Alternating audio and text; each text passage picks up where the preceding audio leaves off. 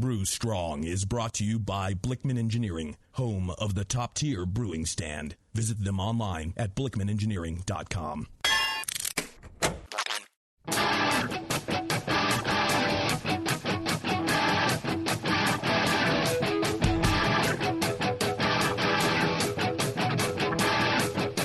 Brewers, it's time for the beer radio you've been looking for.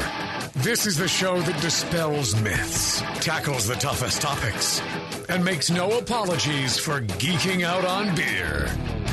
Hosted by two guys that drink before they think. Jamil Zainasheff and John Palmer. This is Brew Strong. Hey, howdy, hey, my brewing brothers and sisters. Saludos, amigos. You're in Tijuana today, huh? It's a remote. Yeah. I'm having that Corona moment, on the beach. I'm picturing this. Oh, it's hot out. Yeah. Summertime. Thermal load. I'm telling you. Thermal load's high? My thermal load is high. That's what she said. Well, and there's a thing about thermal load affecting beer stability. Oh, right. Yep. I was talking with Vinny, and we were talking brewery design and how wort is boiled and all that, and he was talking about how thermal load and the design of the brew plant can affect the stability of the beer later on, which was news to me at the time. And then we got to talking about also thermal load as it affects various specialty malts. So certain specialty malts have more thermal load when they produce them, and that also affects the flavor stability. Right, the appearance of staling in a beer. So John and I came across this very interesting paper, which kind of goes through a lot of the literature that's available and, kind of consolidates it into some interesting notes. And there's some guy's PhD paper, yeah? Yeah. Mm-hmm. Thesis sort of thing. 207 pages or whatever it was, 250 pages. About thermal load and flavor stability. So instead of you having to read it, John and I thought we would kind of distill it down, or John would distill it down, and then and we drink homework assignment for John, right? And I would drink while he talks. Ian Tasty talk. Yeah, perfect. Well, wait a minute. This sounds flawless. Maybe another listener. Well, this is like a show of my dreams. Well, all right. So, why do we care? Why? Well, all right. So, why do we care? Well, because you want your beer to taste, as fresh as it can, as long as it can, right? Right, for sure. Right.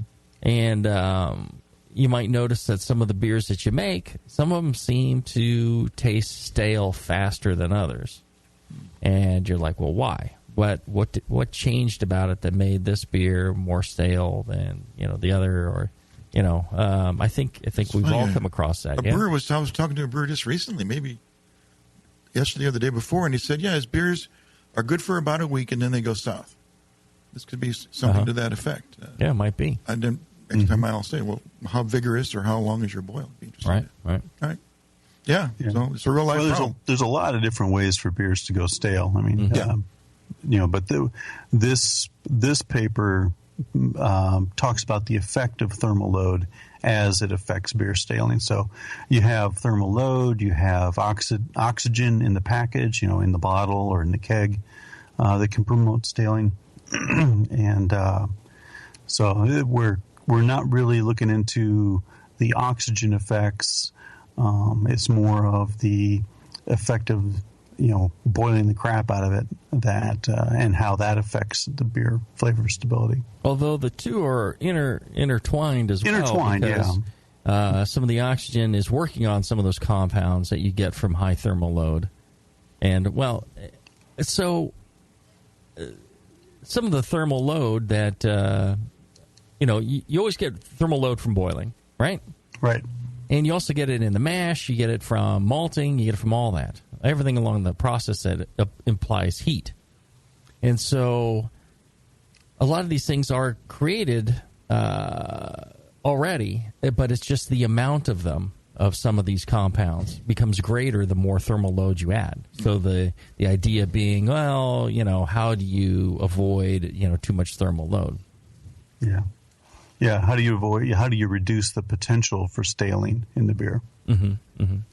Well, and for some of our new brewers out there, John, why don't you kind of quickly recap, why we boil at all? If Sure. Thermal load could be a bad thing, why are we boiling anyways? Okay. Well, we boil wort for several reasons. One is, of course, for the hops and the bitterness character in the beer. We also do it to develop certain flavors in the beer, the malty flavors from Maillard reactions and so on. Those are very much part of the beer experience. But along the way, we will also be boiling off some of the volatile flavor compounds that can be off flavors. Mm-hmm. One example of this is DMS, or the cooked corn, cooked mm-hmm. vegetable cabbage flavor. That is a sulfur compound that you want to get rid of. And then the final reason, of course, is to bring the wort gravity up a few notches to make a stronger beer. So a lot of what we're doing in terms of the boil is affected by the intensity of the boil. Mm-hmm. And and the things you can control on a homebrew scale of boil is your intensity of how much heat you're applying, right, and how long you're applying it, right. So in terms of let's go back to the volatiles thing. Talking about DMS, the cooked corn flavor, Pilsner malt, very low kilned malts that don't have much thermal load in them, have much more DMS precursor in them. SMM. And therefore it takes longer to boil that precursor out. And so very often we recommend a 90-minute boil if you're brewing with Pilsner malt compared to, say, Pale Ale malt or Vienna malt, where more this precursor has been eliminated during the malting process. Or reduced to some extent. And yes. With the more highly modified the malt, the more SMM is there. Yes. Just because of the desire for highly modified malts these days. Yeah. Okay. So while very often we talk about 60-minute boils in terms of hop utilization, mm-hmm. A 90-minute boil is better to help eliminate DMS mm-hmm. And other volatiles that can affect the flavor of the beer. Well, and let me tell you this. Tasty and I, as homebrewers, always went with a 90-minute boil. Yeah. Always focused on the 90-minute boil instead of the 60. At Heretic, we're doing everything 60-minute unless it's like a all Pilsner malt like the Helles, and then we go 90. So we stick with that.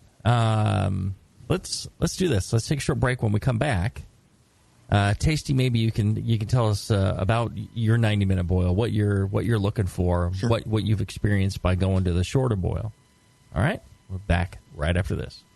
Are you looking for a simple brewing system that's great for all grain brewing, but everything on the market seems to be full of compromises? Blickman Engineering has the answer. The Blickman Brew Easy All Grain Brewing System. The Brew Easy is a complete system with easy upgrades and a beautiful compact design, perfect for any size brewing location. At its core, the Brew Easy is built on two gorgeous Blickman Boilermaker brew kettles, a high-temperature March pump, and either a top-tier gas burner or the new Boil Coil electric heater. The Brew Easy adapter lid allows the pots to stack stack on top of each other, forming an efficient, strong, and compact brewing setup that comes in 5, 10, and 20-gallon batch sizes. Upgrade your Brew Easy system with full automated control by adding a Blickman Tower of Power temp controller, and make moving around easy with the Blickman Kettle Cart. The Brew Easy is modular. If you already own a Boilermaker kettle, you can build your Brew Easy by purchasing just the modules you need. The new Brew Easy all-grain brewing system. See it today at BlickmanEngineering.com and brew with Blickman quality on your new Brew Easy.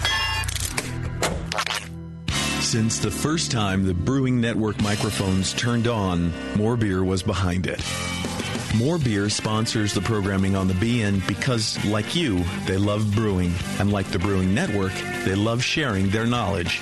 Morebeer.com isn't just a website to place your next equipment or ingredient order. Morebeer.com also gives you access to free beer information that will make you a better brewer. Go to morebeer.com and click into the Learning Center. You'll find podcasts, technical facts, video tutorials, and more, including access to The Buzz, More Beer's social network of more than 5,000 members. And some of them might even be crazier about beer than you are. Get over to morebeer.com today and take advantage of The Buzz, the forum, the Learning Center, and make sure you're signed up to receive the newest More Beer catalog. More Beer, bringing you absolutely everything for beer making. When I order a beer, I want my server to know more about it than I do. I want someone who enjoys good beer and loves helping others enjoy it too. I want someone who knows how to pour a perfect pint for every beer style. I want a Cicerone.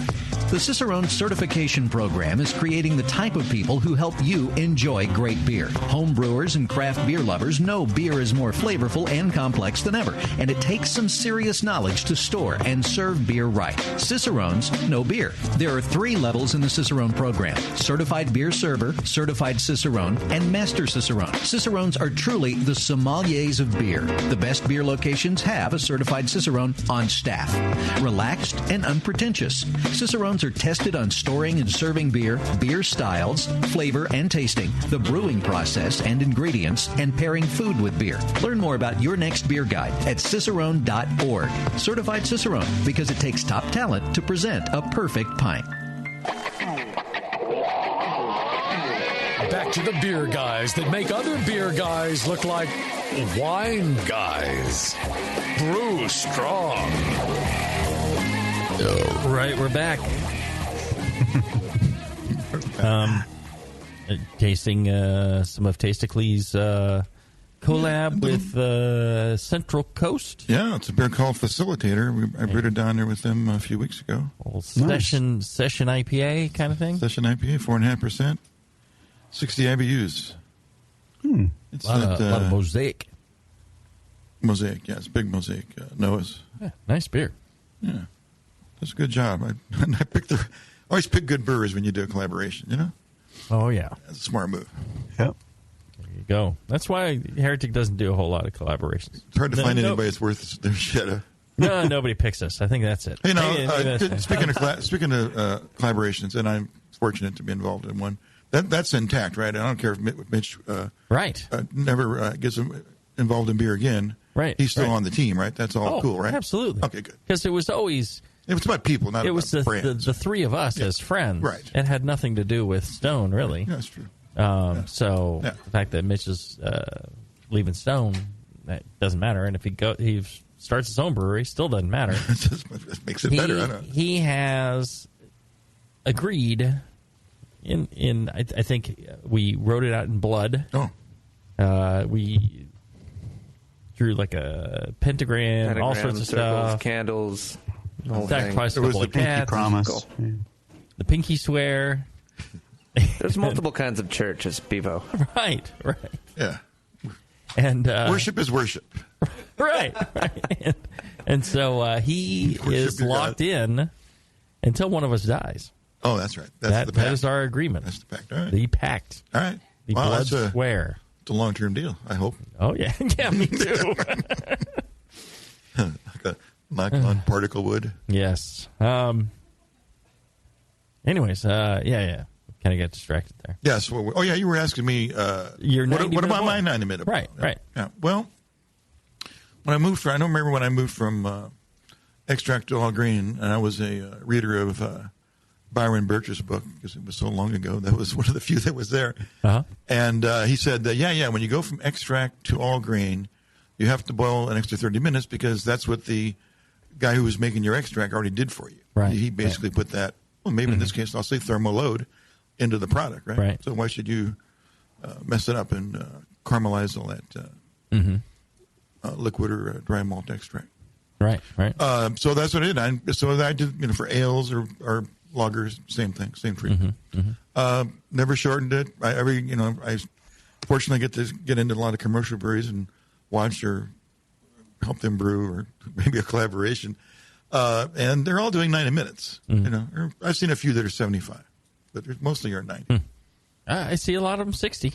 Do you? Yeah. That's what you're doing on your ales. Yep.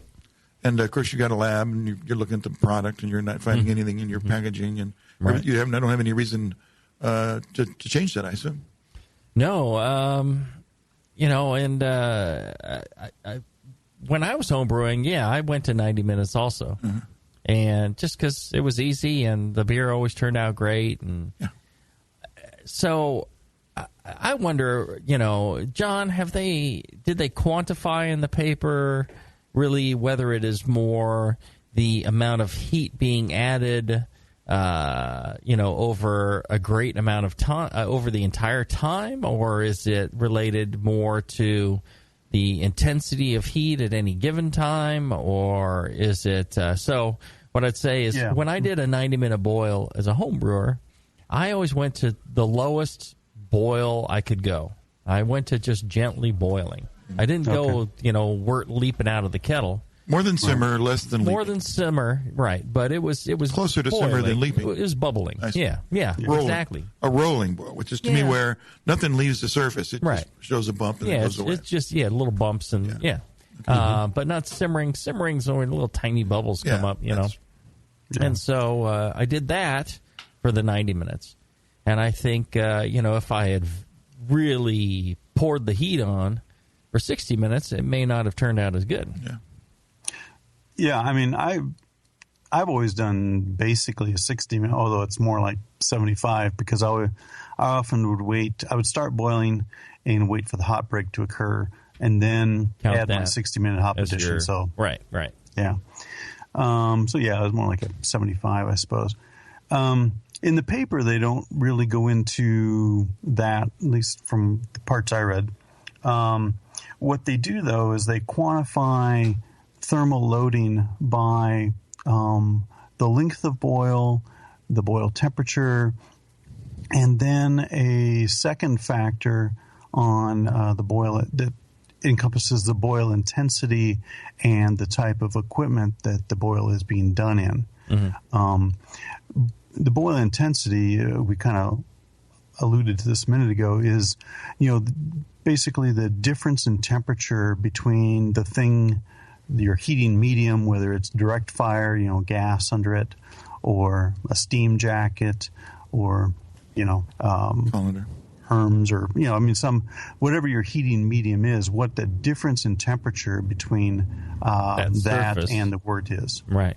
How hard you're boiling it, how much overheat you're applying to it.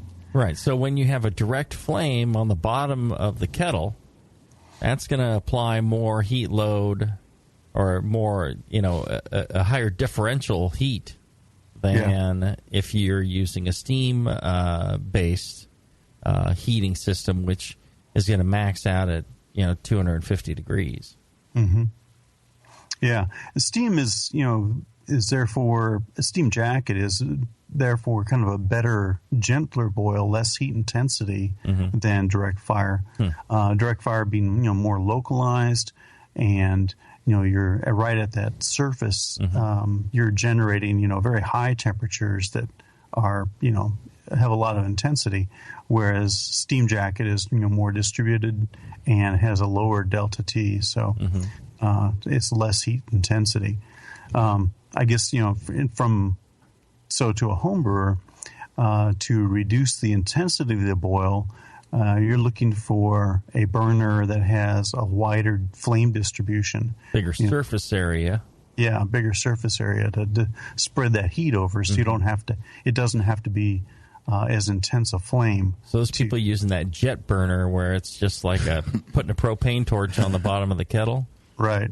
That's probably the one you don't want then. Yeah. For this, heats it very fast, but it's a lot of thermal load and a lot of darkening and so on.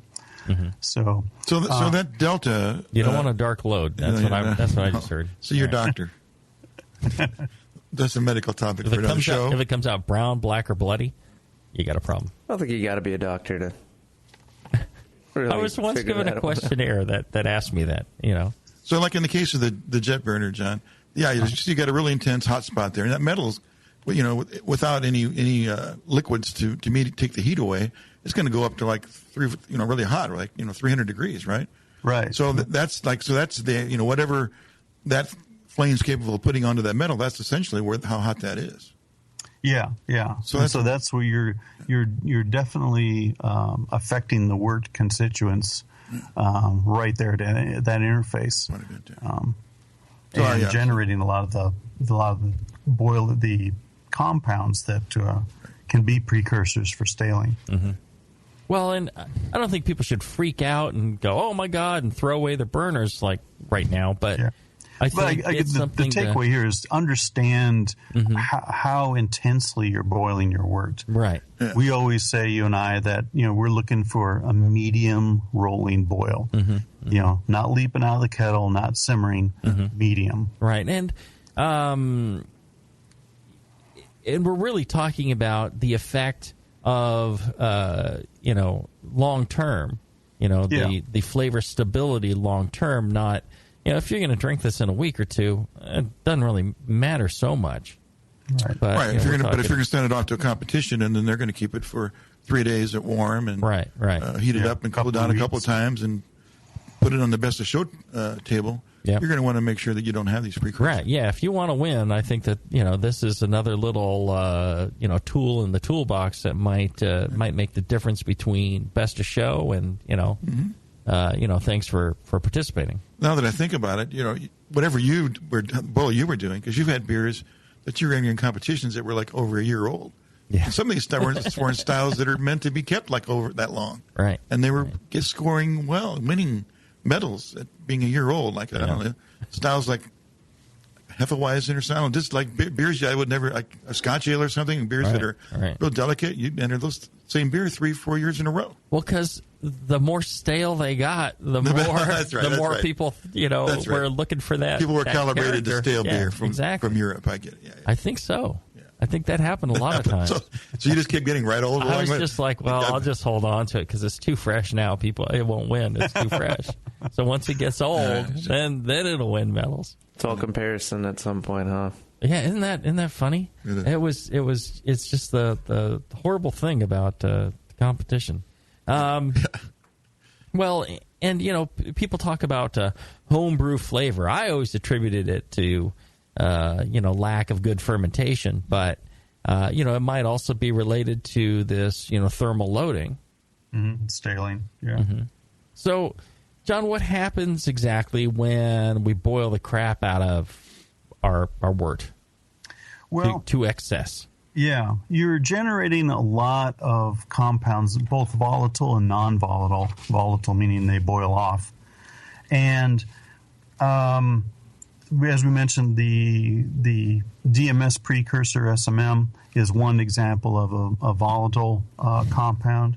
There's a lot of others that are given various names, pyrazines. And you also generate ketones and aldehydes that can also participate in these staling reactions later. Let's see, this isn't exactly what you asked, but in general, you're producing these ketones, aldehydes, volatile compounds, also intermediaries in the Maillard reactions, these browning reactions between simple sugars and proteins. And so all this, molecular soup is floating around in the boil. The longer you boil the wort, in general, the more of these compounds you will produce. However, the longer you boil, the more of these the volatile compounds, you will also evacuate from the wort. Right. That was one of the things in the paper that I found interesting, which backed up how I was going about it, is if you're boiling at all, even almost a simmer will release those volatile compounds. Right. You don't need a super hard boil. It's just, some boiling. It's getting it up to temperature and then, having some activity to stir the wort. Yeah. And you need convection in the wort. Because there's systems where they just heat it up not to boiling, and they kind of stir it around, or they recircuit, or they transfer it over a plate to heat it up and let it off gas, and that's all they do. And you don't necessarily even have to boil it. So a gentle boil, I think, is the thing we should be encouraging people. A gentle boil, and maybe the 90-minute gentle boil is the way to go. Interesting. Well, yeah, I think the end of the paper quantified that a little bit, or characterized that a little bit, in saying that for best results, you want to get the most evaporation with the least amount of energy input possible. So a system where it flows the wort, a hot wort, over a plate, a large surface area, so you get good volatilization and good, total movement of the wort over that surface. And evaporation. Yeah, and evaporation. That's ideal. Or under a vacuum. Have a vacuum in the head. Yeah. Or at an altitude. I think in terms of professional brewing systems, the calandria, China hat kind of boiler is a very good example of that. In a home brewing situation, a wide, shallow pot would be better for this evaporation than a tall, narrow pot. So I think in terms of home brewing, a gentle boil where you're not putting an intense thermal load on the wort, but at the same time, you need to have good convection, good transport of the wort to the surface, where these volatile compounds can effectively off-gas. Assist that with a spoon? Yeah. Or a pump recirc or something. Yeah. Or bring up that boil so you see good movement of the wort at the surface. Now, a pump recirculation can also add another kind of stress to the wort, right? That's true. Yeah. So it's funny, all the things that we think of in order to help or not. The paper also talked about thermal load in the mash as well, right? Yes. And the carryover of some of those compounds that related it all to pH and different pHs, and ones that helped, and it seemed like everything was kind of a mixed bag, and ideally you just want to stick with the traditional pH ranges that we're all taught are proper for the mash and for the boil. Right. Yeah, you go too high in pH over 6, even up to pH over 8 that the paper looked at.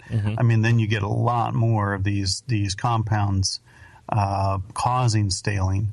Likewise, if you go below 4, then very low pHs, you also stress the wort that way in terms of the staling and thermal loading. So, again, as you say, pHs in the 5s seems to be the sweet spot, and a beer pH between 4 and 4.5 also seems to be a sweet spot.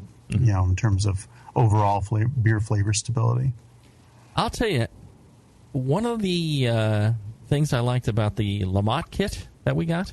Oh, yeah. It had actually a really nice pH meter in it. It does. And my guys love that thing. And we go through pH meters like you wouldn't believe. I buy like 5 a year. And that one, very durable, nice and accurate. We've had good results with that one, and I've been very pleased with the Lamont products overall. They've got their when we did the AHA rally, we gave away some of the homebrew kits. What are those called, John? The Brew Lab. The Brew Lab. And then they have the Brew Lab Plus, and that includes a pH meter, right? Right. And then they've got the Pro version. Right. What do they call that one? It's a dissolved oxygen meter as well. Oh, and it includes a DO meter, right? And in all honesty, they gave us that to try out. I think I hinted very vigorously that they should give us one. You want to try out. And then I think you told them to give us one. Yeah. And I think then we finally got one. And really, it wasn't that I questioned the quality of their product. It was that I'm cheap and I like to get things for free. Yeah. I mean, who doesn't? And if you like it, Right. you'll mention it. Oh, I tell you, we use it regularly. Nice. Our lab tests our water on a regular basis, and at least once a week, and we make adjustments to our brew process based off of that. And you taste your fermented beer, too. Oh, yeah. And you test it as well. so I love those Lamont products. If you're interested in testing your water, I would highly suggest you consider the Lamont series of kits. John, you even did some testing to see the accuracy of the Lamont kits. Yeah, I prepared some stock solutions and tested them, and they were right there in the ballpark. Mm-hmm. The resolution of the test methods in the Lamont kit is 10 ppm per drop. Mm-hmm. So you can have that plus or minus 10 ppm, but if you're talking about total alkalinity of 120, mm-hmm. maybe it's 110, maybe it's 130, but that is close enough to really get a handle on the process. Dial in what you're doing. Yeah. No, we've been real pleased with it, and I highly recommend them. I don't really get paid anything for saying that, but I did get the free Lamont kit, and I think it is. Yeah, I've been very pleased with it as well. I would end up buying one, honestly, if we didn't get one for free. So there you go. Well, they last a long time, don't they? You haven't had to get another one. No, we've had that for a long time, and we haven't added any more reagents to it. Boy, when did we get that? That must be coming up on a year, I think. Yeah, I mean, we've used that thing weekly for a year. And I don't think we've had to. It's going to depend on your water, of course. Some of those things it takes more to more reagent. Yeah. But no, I've been very pleased. All right, let's take a short break. When we come back, more about thermal loading and beer flavor stability. Right after this.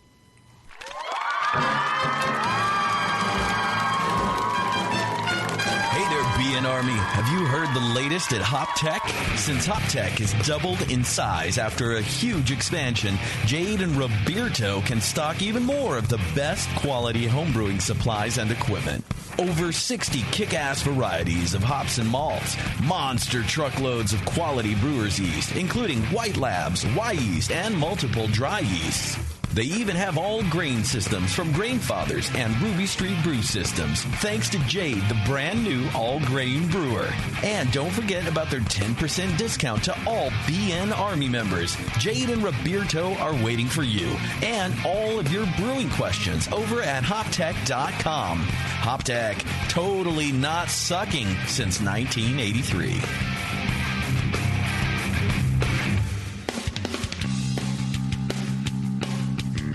Hey, my brewing brothers and sisters. This is Jamil Zainashev, and I want to tell you about Heretic Evil Twin.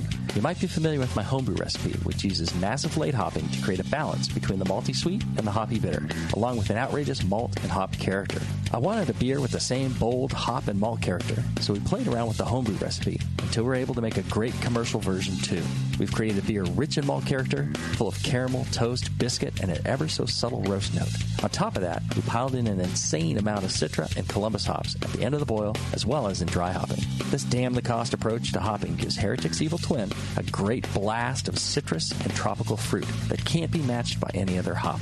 The result is a bold, malty, hoppy, but easy-drinking beer. This is our top seller, our flagship beer, and I couldn't be prouder of it. Cheers.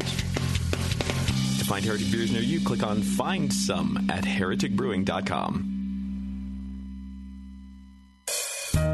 Williams Brewing is your online resource for prompt delivery of quality home brewing supplies. Since 1979, Williams Brewing has offered the finest equipment and the freshest ingredients, backed by the best customer service in the business. Do you like to mash using efficient fly sparging, but would like an easy way to heat your strike and sparge water? Enter the new Brewer's Edge electric mash water heater, a plug-in, anywhere, precisely controlled heater for strike and sparge water. Ditch the fumes and second burner and make mashing easy. Go to williamsbrewing.com today and browse their vast selection. That's williamsbrewing.com. Orders placed by 4 p.m. Pacific Time weekdays ship the same day. Brewing is easy the Williams way. 21st Amendment. Watch out! Do you like beer? They make beer. Watch out! Do you like friends and fun? They make friends and fun. Watch out! Do you still like to have a good time? The 21st Amendment. Watch out! The 21st Amendment in San Francisco, located at 563 2nd Street, 2 blocks from the building where baseball is seen and played. Try their beers in the pub or try them in the can, featuring Monk's Blood. Made with real monk. Watch out! So why not have the best time of your life? Go to the 21A and Sean O'Sullivan will personally greet you with a can of Monk's Blood. The 21st Amendment. Watch out! This advertisement is not in any way affiliated nor associated with the 21st Amendment Bar and Pub, nor its subsidiaries or affiliates. This telecast is not copywritten by the 21st Amendment for the private use of the Brewing Network. Any use of this telecast without Jamil Zainashev's consent is prohibited. Suck it, JP.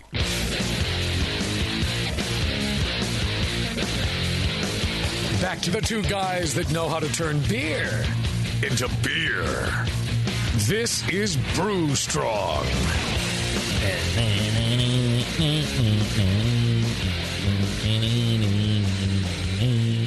All right. So, John, talk to me. What's a Strecker aldehyde? Okay. A Strecker aldehyde is an aldehyde that's created by decomposition of an amino acid through Strecker degradation to an aldehyde. One example of this is trans-2-nonenal, which is the source of the cardboard flavor that we have in stale beer. Mm-hmm. Yeah, that's basically it. And so Strecker aldehydes are created during the wort boil. They're also created during beer storage. It's part of the whole saline mechanism. Are crystal malts more apt to produce those compounds, or let's just say malts with a higher thermal load when they arrive at your brewery? I'm not sure about that. It could be. Jamil, did you gather that from the paper at all? I'm sorry. If the crystal malts have more Strecker aldehyde, would have more of that compound through the process that they've already been to with the maltster. The guy probably didn't cover that. Yeah, I don't know that was clear in there. It's the degradation of the amino acids. Mm-hmm. So I don't know. I would think that that you may not. I don't think that would be in the in the crystal malts and stuff like that. I think you would get that after the mash and I think post mash. Although with a crystal malt, it's essentially mashed in the husk. Yeah. So maybe it could be. Yeah, the paper looked at aldehydes in general, trying to see if other aldehydes reacted with amino acids to form staling compounds the same way that trans-2-nonenal does. But their tests didn't find that.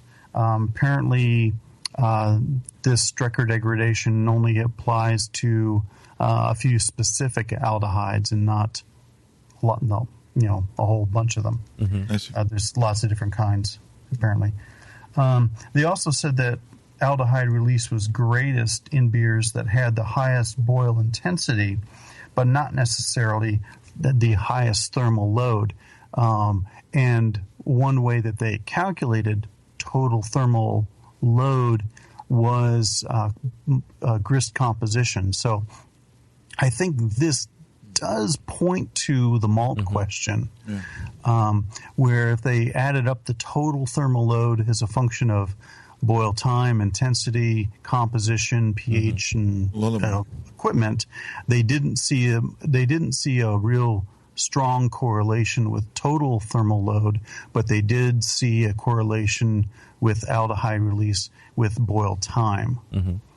Well, and one of the things that I've noticed, and I think a lot of others have noticed, is that certain recipes for beer will exhibit staling character, especially certain crystal malts and things like that will exhibit staling character. Much quicker than something that is like a stout with no crystal malt. I mean, it seems real stable. A much lighter color beer with no crystal malt, more stable. So, it really points to certain malts adding to that character, or at least accentuating the appearance of that character. Yeah, I think Crystal 60 has long been regarded as being more susceptible to staling than other crystal malts, both lower color and higher color, and that may be part of it. Heard that a long time ago. Yeah, I've never seen it in a recipe, unless it was an old recipe. Right. Nobody uses Crystal 60. I don't know. Maybe the English 55, but right. Domestic 60, I don't think. I'm trying to think. I think I have some recipes with 60 in it. But those are the old ones that you developed like a long time ago. 60 was really popular because you could use less of it, Right. Like, I can only, just need like 4 ounces. Well, I think anything that had 60 in it, I ended up, trying various things, and I think I ended up, if I had 60, I ended up going with 40 and 80. No. See, just to keep away from it. I see. Well, not to keep away from it. 60. I think, at that point it wasn't, I'm staying away from 60, because I had not really heard that, I think. I was just like, I like the flavor contribution of it better. It's a little more complex. You're getting, a little more of the sweeter caramel. You're getting a little bit more of the raisiny caramel versus that midpoint caramel. I think a lot of recipes in How to Brew had Crystal 60 in them. I think that's because what I was using at the time, back in the mid-90s. And I think, the interesting thing is, like the pHs that we're talking about for boil and mash and all that, and, what kind of boil and how long to boil and, what ingredients to use and all that, has come down to us over a long period of time on lots of people brewing. And it seems like they've settled on these numbers and these ranges because that's really what worked best. Yeah. I mean, now they're figuring out, that's what works for you. But, figuring out why. Right. Yeah. Now they're figuring out why when, we already should be doing those specific things. But I think that it's even more critical now to figure out exactly why, because so many home brewers and so many commercial brewers are trying to change things up. They're trying to come out with a better way of doing something. So, the burners changed, or people are trying to short boils. Yeah, they're trying to come up with new ways of doing things. So it's good to understand what the potential impact of changing something is. And what the downside would be. That is, when to change something is great, but you got to know, be able to measure the result of that change. Yeah. Well, it's interesting. At the recent Homebrew conference in Baltimore, the Brewlosophy guys served a beer that was one of their short and shoddy beers, where they do a short 20-minute boil, or short mash, short boil, and fast fermentation at a warm temperature. And they served that, and people were surprised at how palatable the beer was. But of course, this is brewed 2 to 3 weeks and well stored prior to the event. So it'd be interesting to look at that beer, 6 months from now and compare it to a control and say, did it in fact stale more or harder than a control beer, brewed with the 90-minute boil and or just do a force aging test. They could have done that. So, I mean, it's great to challenge conventional knowledge and look for side by side tests and to see how these things work. But very often you need to look beyond the immediate results and look to longer term effects as well, which we may not be doing readily. Mm-hmm. Mm-hmm. Right. Now, at one point, I remember, I don't know, maybe I was applying knowledge incorrectly, but I thought crystal malts were in some ways an antioxidant, that they would tend to preserve your beer. Maybe I was construing that with roasted malts. But, that could be, yeah. Well, and I keep saying this, and I've always said, the highly kiln malts, I'm thinking they're acting like an antioxidant because I see those beers stand up to time and not exhibit any staling. Like your Scotch ales and so on. Right, and so I wonder, why that was. And my only supposition was that, it's acting like an antioxidant, just like coffee and, blueberries and anything dark, tends to have those attributes. Sure. And that may not be the case. I have never seen that proven anywhere. I've never seen really any papers on it or anything. And they tend to be lower in pH. Well, that's what I'm thinking. Maybe a slightly lower pH could have that effect as well. And if that's the case, well, then just add a little bit of acid to your brew, and there you go. Yeah. But I'm not sure it's that either. So I don't know. I don't really know the reason, but I keep saying that, and a lot of people are repeating it. So I don't really know. I think in general, if you read food science and so on discussions, they talk about melanoidins being an antioxidant. Mm-hmm.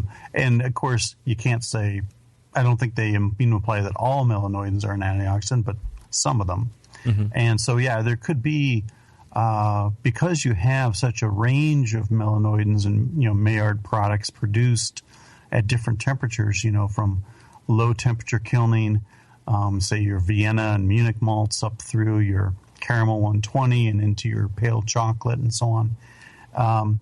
There probably are classes of melanoidins that are more antioxidant than others. Mm-hmm. Well, and I also was thinking that, as far as this thermal load thing goes, because you would assume, there's got to be a lot of thermal total thermal load on highly kiln malts more than the crystal malts, so why aren't they adding more? I think maybe, they've essentially burnt off all these compounds all these volatiles that could contribute to, the staling or the flavor stability problem. And so they've taken it to that point where that's now not an issue anymore. I think you're right, yeah. Yeah. Speaking of big loads. Thermal loads. I'm talking about some other Thinking of a hot thermal load. Talking about hot loads. How about Adam and Eve? Oh, yeah. They've got some hot stuff there. No doubt about it. Vivo just ate. It's not. Is that why she looks like she's about to throw up? Yeah. No, you go to adamandeve.com and use the offer code Jamil, Jamil, at adamandeve.com. And they're going to give you more. They're going to give you... You get the Jamil load. The Jamil load. They're going to give you free shipping. They're going to give you a free gift for her or him. A free gift for you. And a free gift for both of you. Evo's giving me the both of you sign. Whoa. Right. And then you're going to get 6 free DVDs, adult DVDs, for a total of 10, count them, 10 gifts. Free shipping, a gift for her or him, a gift for you, a gift for the both of you, and the 6 DVDs. Wow, that's a great deal. That's a bunch of stuff. All you got to do, go to adamandeve.com, use the offer code Jamil, Jamil, and they will send you out a big load of great items. Oh, and the clit buster, or buster, bumper, the clit bumper. Bevo was telling me. Oh, that's the one for both of you. She's really excited about the clit bumper. She must have some field experience on that. She's probably got like 10 of them. Yeah. And so she wanted to remind me. I guess one of the gifts is the clit bumper. She's nodding yes that she has confirmed that that's true. Just got to make sure you know that. Right. If you're overhung, you may not get that far. So whatever. Yeah, you may not be able to reach all the way in. Yes. Yeah. Right. Got to get there. When you bottom out, I mean, it's terrible. I mean, you know, you're going new territory, and then, man, that's shallow. That's right. You know, and then you change it, you know. Reposition your bumper. Right. You'd have movable. to, like, you put it in place you want. Oh, yeah. Up and down just tie it on, put like a like one of those like a door stop things you put on your guitar. Change the key. Right, one of those fret things. Yeah. Just get a ping pong ball and a string to hang there. Never turned you on. New product. Okay, we'll pass that on to him. All right. Let's take a short break. When we come back, we'll wrap up thermal loading right after this. Ken Grossman of Sierra Nevada Brewing Company says making great beer is hard. Making the same great beer every day is harder. Brewers Publications announces its latest release for breweries of any type and size. Quality Management, an essential guide for brewers by Mary Pelletieri. Proper quality management for small, regional, and national breweries is critical. Whether you are an established business or brand new, learn the best ways to create and manage a quality system in your brewery. This book will guide you in developing a comprehensive program that will grow with your brewery, help ensure quality processes in the brewery, and continue providing great beer for your fans. Quality management for breweries is critical for continued success. This guidebook teaches you to integrate quality management in every level of the operation. It will guide you in developing a comprehensive program to ensure quality processes in your brewery. Quality Management, an essential guide for brewers, now available from Brewers Publications. Learn more at brewerspublications.com. Your support of the Brewing Network means everything to us. We couldn't produce shows without you. And we love giving you something extra for that support, like Brew Your Own magazine. You already know it's a great brewing magazine full of recipes, equipment how-tos, discussions of beer styles, and brewing techniques. Whether you're new to brewing and just starting out or you're an old pro, you'll always learn something from the articles in Brew Your Own. Plus, there are amazing special issues like plans for building a Brutus 10 system, 250 classic clone recipes, and the Homebrewer's Answer Book. Brew Your Own magazine and BYO.com are awesome resources for any brewer, whether for yourself or as a gift. When you subscribe or resubscribe from the Brewing Network homepage, you directly support programs like this. Get a great magazine and support the Brewing Network. Subscribe to Brew Your Own right from thebrewingnetwork.com. Say hello to my little friend. You've heard about White Labs Pure Pitch yeast. Pure Pitch is yeast grown right in its final packaging. That means yeast that has never been exposed to the environment. And White Labs Pure Pitch yeast for homebrewers is now available to everyone at homebrew retailers nationwide. Easy to use, perfectly sized, and ready to pitch. White Labs yeast, packaged using their Flex Cell process, ensures the purest yeast on the market. Visit whitelabs.com to learn more about Pure Pitch, Flex Cell technology, and how it's created. Then visit a homebrew retailer near you for your own perfectly sized package of Pure Pitch yeast. And you can say hello to your own little friend. www.whitelabs.com. That's it. I've had it. I am never putting hops in my beer again. What? Why? It's just too ridiculous. Insane prices, stupid contracts, high shipping costs, crappy selection. Dude, you need Nico Brew. Nico Brew will rock your f***ing face right the f*** off your f***ing skull. $5 shipping to all 50 states, plus fantastic international rates get you low prices on Nico Brew's great selection of hops and more. Whether you're a home brewer, a pro brewer, or a homebrew shop owner, Nico Brew can get you the hops you need in increments big and small, single orders, spot buys, or full contracts. And there's only one place to join the uber special secret elite bare bones club where you'll get the best deals anywhere. Holy shit. NicoBrew.com. NIKOBREW.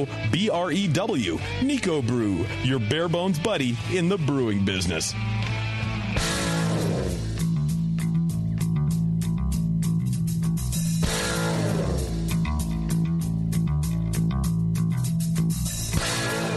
Learning to brew has never been so disgusting. This is Brew Strong. All right, we're back. We're discussing what a big load everybody is. Well, so what's the takeaway for people from this show? I want people to have something possibly actionable that they can do. Yeah. Well, I think one takeaway is both the total thermal load of the boiling process and the wort composition affect the amount of Maillard intermediaries, and in turn, those determine the rate of staling of the beer and the magnitude of staling of the beer. So, in other words, and so going back to our definition of what total thermal load is, it's the length of the boil, the intensity of the boil, the amount of convection in the boil, the amount of transfer of the wort to the surface where these volatiles can evacuate, and the pH and other sundry factors as well. In looking, and for the home brewer, looking at your boil, what do you need to do to minimize the total thermal load? You want to boil enough, but not too much. You want to boil to get the volatiles out, and depending on the intensity of the boil, that may be shorter or longer to do that. You also have the amount of turnover of the wort to consider. So I think a good rolling boil, not too intense, not too hot, will and for a sufficient amount of time, anywhere from 60 to 90 minutes. Although other recent studies, such as those on Brewlosophy with short boil times, seem to indicate that you can brew very good tasting beers with short boil times. We kind of need to look down the road at those batches and see what the flavor stability is of a short boil versus a longer boil. Well, and also if you're looking at buying some new brew equipment, then perhaps burner design is something of importance, and kettle shape. So I think we mentioned that the wider the better in a way. Right. Yeah. Something with good surface area where you get good turnover of the wort, a good broad burner, well distributed, is going to be less intense and less damaging to the wort than a very intense, single flame source in a small area. Mm-hmm. There you go. I think that's some solid information. Yeah. I keep thinking of that Blickman burner that I think it's like $169 or something. That floor standing burner. That's a great burner. It's really spreads the heat out really well. Yeah.